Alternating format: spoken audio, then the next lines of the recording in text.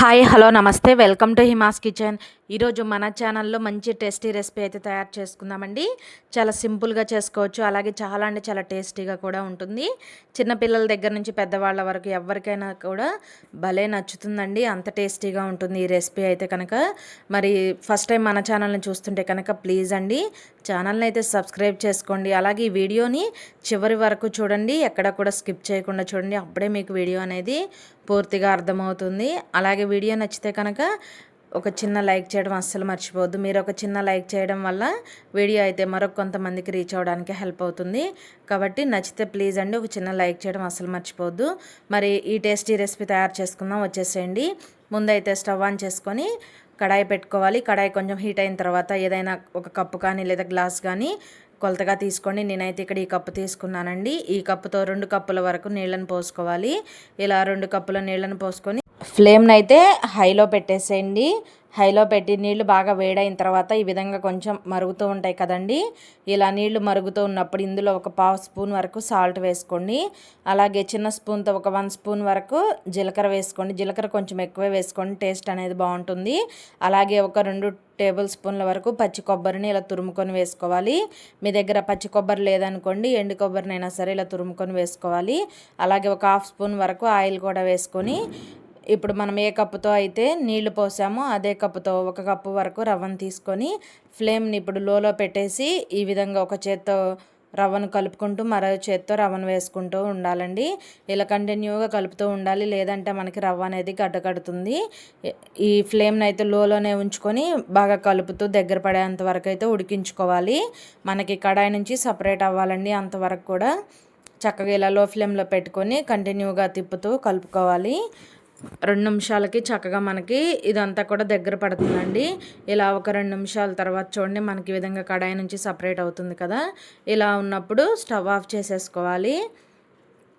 చూడండి ఈ విధంగా వస్తే మనకి సరిపోతుందండి. ఇప్పుడు స్టవ్ ఆఫ్ చేసేసి ఈ మిశ్రమాన్ని అయితే మనం పూర్తిగా చల్లారనివ్వాలి. ఇప్పుడు స్టవ్ మీద నుంచి పక్కకు తీసుకొని ఈ విధంగా కొంచెం స్ప్రెడ్ చేసుకోండి. ఇలా స్ప్రెడ్ చేసామనుకోండి మనకి ఈ మిశ్రమం అనేది త్వరగా చల్లారుతుంది. తర్వాత ఒక 2 నిమిషాల తర్వాత మనం చేత్తో పట్టుకునే వేడి ఉంటే సరిపోతుందండి. అంత వేడి ఉన్నప్పుడు ఈ రవ్వ మిశ్రమం అనేది చేతికి అంటుకోకుండా కొంచెం ఆయిల్ తడి చేసుకోవాలి.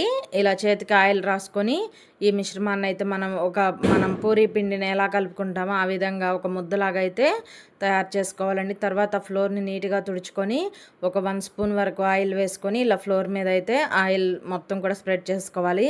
తర్వాత చపాతీ కర్రకు కూడా ఆయిల్ని అయితే అప్లై చేసుకోవాలి. ఇలా అప్లై చేయడం వల్ల ఈ రవ్వ మిశ్రమం అనేది ఫ్లోర్కి అలాగే ఈ చపాతీ కర్రకు అంటుకోకుండా ఉంటుందండి. ఇప్పుడు మనం తయారు చేసుకున్న ఈ ముద్దని ఈ విధంగా చపాతీలాగా ప్రెస్ చేసుకోవాలి. కాస్త మందంగానే ఉండాలండి, మరి పలచగా ఉన్నా కూడా అప్పడాల్లాగా వేగుతాయి. కొంచెం మందంగా ఉంటే మనకి టేస్ట్ అనేది బాగుంటాయండి, చక్కగా పొంగుతూ వస్తాయి. ఇలా చపాతీని మందంగా తయారు చేసుకున్న తర్వాత ఏదైనా ఒక గ్లాస్ కానీ లేదా కప్పు కానీ తీసుకొని ఈ విధంగా అయితే కట్ చేసుకోవాలి. మీకు కొంచెం చిన్న సైజులో కావాలంటే వాటర్ బాటిల్ క్యాప్స్ ఉంటాయి కదండి, వాటితో అయినా కూడా కట్ చేసుకోవచ్చు. మీకు నచ్చిన షేప్లో అయితే కట్ చేసుకోవచ్చు. ఇంకా మనకి ఇలా తయారు చేసుకున్న వీటిని అయితే తీసి ఒక ప్లేట్లో పెట్టుకుందాము. మనకి ఎక్స్ట్రాగా పిండి ఉంది కదండి, అదేం వేస్ట్ అవ్వదు మనకి. మళ్ళీ ఆ పిండి అంతటిని కూడా చక్కగా ఒక ముద్దలాగా అయితే తయారు చేసుకుందాము. ఇలా మొత్తాన్ని మంచిగా ఒక 2 నిమిషాలు బాగా కలుపుకున్నాం అనుకోండి, చక్కగా మనకి పిండి అనేది గట్టి పడకుండా మళ్ళీ చక్కగా సాఫ్ట్గా ఉంటుందండి. ఇప్పుడు మళ్ళీ కూడా ఇదే విధంగా చపాతీలాగా చేసుకొని ఇలా పిండి అంతటిని కూడా ఇదే విధంగా అయితే తయారు చేసుకొని ప్లేట్లో తీసుకుందాము. నేనైతే ముందుగానే డీప్ ఫ్రైకి ఆయిల్ పెట్టానండి, ఆయిల్ కూడా హీట్ అయింది. ఇప్పుడు ఒక్కొక్కటిగా వేసుకొని చక్కగా అటు ఇటు తిప్పుతూ ఫ్రై చేసుకుందాము. చక్కగా ఆయిల్లో వేసిన వెంటనే చక్కగా పైకి తేలి వస్తాయండి, అంతేకాదండి బూరెల్లా పొంగుతూ భలే వస్తాయి. ఇలా ఒక్కొక్కటిగా వేసుకోవాలండి. 2-3 వేసారనుకోండి ఒకదానికొకటి అంటుకుపోతాయి, కాబట్టి ఒక్కొక్కటిగా వేసుకొని అటు ఇటు తిప్పుకుంటూ చక్కగా ఫ్రై చేసుకోవాలి. చక్కగా పొంగుతూ భలే వస్తాయండి. మీకు ఒకవేళ స్వీట్ రెసిపీ తినాలనిపించినప్పుడు మనం వాటర్లో సాల్ట్ జీలకర్ర ఇవన్నీ వేసాం కదండి, ఇవేం వేయకుండా మనం ఆ వాటర్లోనే బెల్లాన్ని కరిగించి 2 కప్పుల 1 కప్పు రవ్వకి 2 కప్పులు నీళ్లు పోసుకున్నామనుకోండి చక్కగా స్వీట్స్ కూడా రెడీ అవుతాయండి. సింపుల్గా టేస్టీగా చిన్న చిన్న రవ్వ పూరీలు అయితే రెడీ అండి, చాలా టేస్టీగా ఉంటాయి. తప్పకుండా ట్రై చేసి చూడండి.